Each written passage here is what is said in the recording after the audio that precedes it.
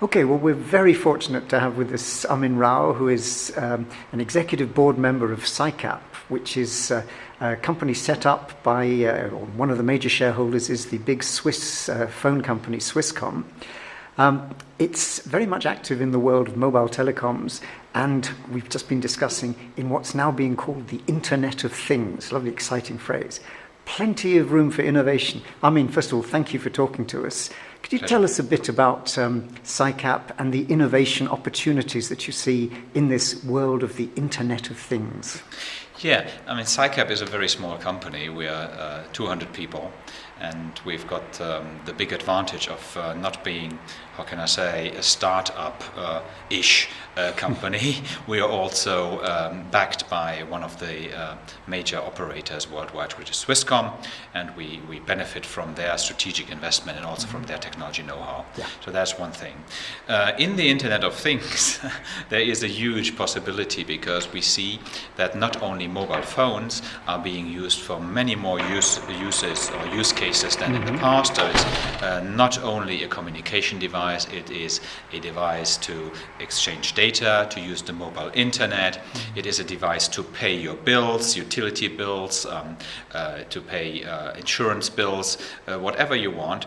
And to come back to the Internet of Things, here the big development that we are going to see in the future is that things are going to become more and more electronic and more capable of communicating with each other. So you, from your mobile phone, you might send messages in the future to your house that the light should be switched on at a certain time when you're coming home, so there's less of a danger that you're stumbling over something when you're coming home late at night. Or you might even communicate with your fridge. The video that we're doing right now might be electronically immediately sent to your PC in the UK, so that it is ready for editing tomorrow, etc., etc., etc.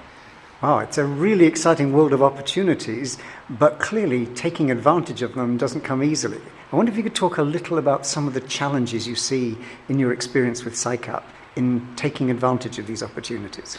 Yeah, I think the main challenge that we have is to detect the opportunities, first of all. Yeah, so to really work together with our clients, which are mobile network operators, but also to go beyond. So to see what are end users, consumers in the market really looking for in the telecommunications area. For that, we have built a platform which is called cycapinnovation.net, which we are using to get user insights from all over the world on frustrations, on pleasures, on uses, on wishes that these people have when they are using a mobile phone or a smartphone as we have it today. So we get direct access to the market and direct feedback. But the first challenge is actually to identify these ideas and these opportunity areas. Next challenge then is to turn these challenges and opportunities into ideas and into potential solutions.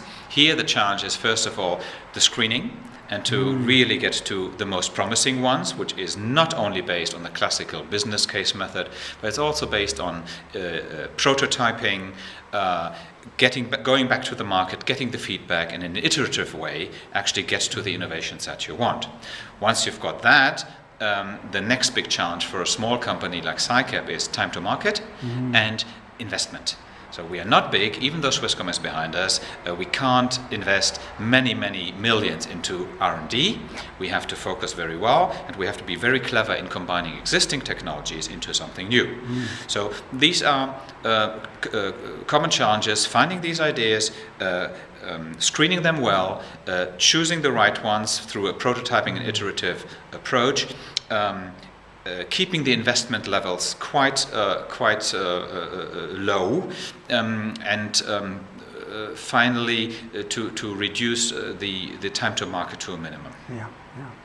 And I imagine for a world that is changing so fast, both technologically and on that demand side, this is also about partnership and networking. It isn't just one company able to second-guess the rest of the world. Very much indeed. So we are very aware of the fact that we can't do everything, and we don't want to do everything, and we definitely do not want to change from a 200 people company into a 20,000 people company. So we have chosen a network strategy to interact with partners. On one hand, on the technology side, then for specific knowledge. For example, we are using mobile payment solutions, and here we're working together with a manufacturer of kiosks where you can actually put money in to top up your prepaid account. And we've also got sales partners who have a much bigger infrastructure than we have in order to get our products into the market. So on the platform side, on the technology and research side, and also on the sales and marketing side, everywhere we are completing our network of partners. It sounds like a really interesting innovation challenge. I guess one last question. As someone responsible for promoting innovation, do you have some advice for, say, a newcomer who's been appointed to a new job as innovation manager? What are the lessons from your experience? Well, the lessons from my experience is, first of all, before he becomes appointed, before he or she accepts the job, make sure that the company you are working for is really promoting innovation. So that innovation is not just lip service, but really in the DNA of the organization. And you can find it out quite easily by talking to the responsible people and asking them some questions about how do they innovate, where do they get their ideas from, can they talk to you about maybe one or two revolutionary things that they have created in the past. Do a little bit of a checklist on what these people have to offer. And once you then have decided to get the job or to do the job or to accept the job because you think this company is really an innovation leader, then make sure that you clearly understand the strategic context. So what is the strategic approach of this company? Is it more like a Me Too company? Is it more about efficiency, about operational excellence, customer intimacy, product leadership? And based on that, many innovations can follow. So it does not necessarily mean that a company who does not focus on products so much cannot be innovative. If you're looking at McDonald's, for example, most of the innovation comes out of the process rather than the product. So that is very important to understand the strategic focus. And later on, then it is important to understand the culture. How do the people behave in innovation? Is, for example, innovation allowed in kind of a chaotic way, so everybody can do a little bit something? And then you've got focus groups who are pushing something in an entrepreneurial way to the end. Then you support it in a more entrepreneurial way, more chaotic and more improvising maybe. Or is it a process-driven company where everything goes into a process? You've got toll gates and it goes through that. So look into the strategy, the organization, and the process as far as innovation is concerned, and adapt yourself to it.